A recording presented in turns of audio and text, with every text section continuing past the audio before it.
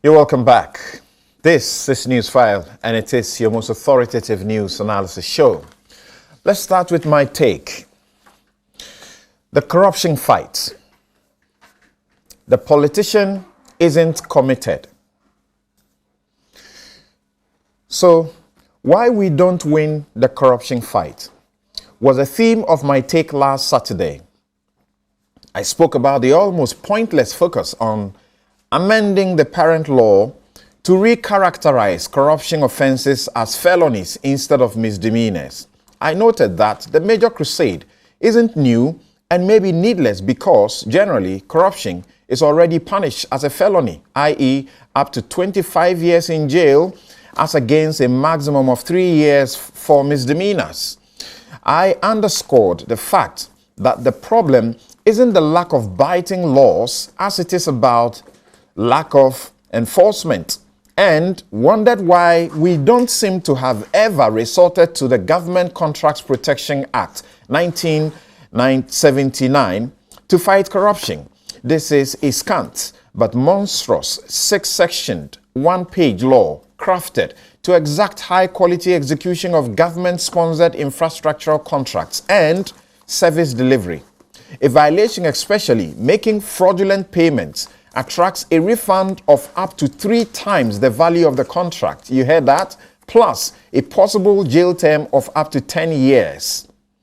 I gave another indication why we don't win the corruption fight with the ritual lip service, and then promise to share practical experiences about how the fear of politicians by some of the best police officers at the BNI, Yoko, etc., work to either weaken our laws or lead to their misapplication and the state's inability to get many convictions as a result.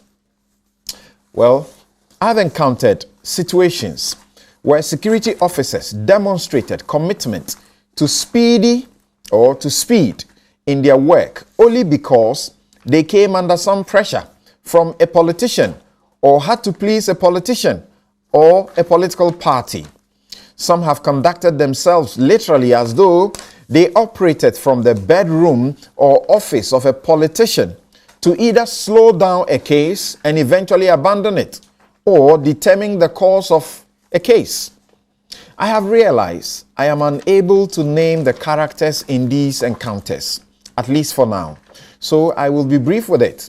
2 years ago, a top police officer told me in front of a client who had been unjustifiably denied bail that she didn't have the permission of her boss because her boss was working on the instructions of a minister who was interested in the matter.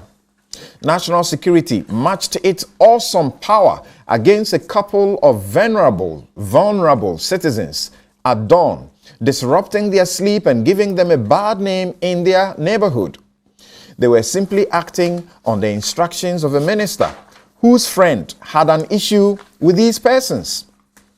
Prosecutors simply couldn't fight the case in court, but I doubt those who caused it felt any embarrassment how the case ended. I have heard persons tasked with the responsibility to prosecute offenders ask, quote, "Be sincere and tell me if you can prosecute that man if you were in my shoes," unquote. It's either this criminal suspect or thief and this officer paid by the state to prosecute him both belong to the same political party, or the suspect is connected to someone high up or even low down in the party, or some chief, CEO, or SOFO, etc. had placed the call or the fear that they will work against this officer and he or she might lose their job.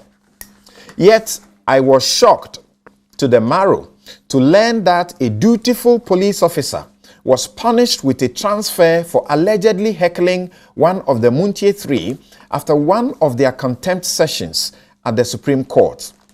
There are those who act professionally and damn the consequences. I encountered 2 such security officers recently. The boss said, quote, "We have done our job and exhaustively on this case. Let's go ahead and execute the final act without reference to them, unquote. The partner nodded in agreement, and they practically called the bluff of a high political office that had an interest in the matter. Ugly, corrupt political pressure on police officers, BNI, IOCO, etc., has often led them to ignore or misapply legal procedure and eventually to have X on their faces in court, where they are often unable to extend their acts of cowardice and impunity. Once we set up a most ridiculous office of accountability at the castle to undermine the Attorney General, IOCO, and so on, Shraj recently found as a matter of fact that our president had received a personal Ford vehicle gift, a gift the value of which is prohibited by Shraj's own code and the president's own code. But that was it. It declared he had done no wrong. Mr. Politician, cut the public rhetoric and show some integrity privately in the corruption fight. You too, a big shame on you if you can't independently and professionally exercise your profession as a police officer, etc. You are the reason we have very little to show at 60 years. Thank you. That's by way of my take this morning.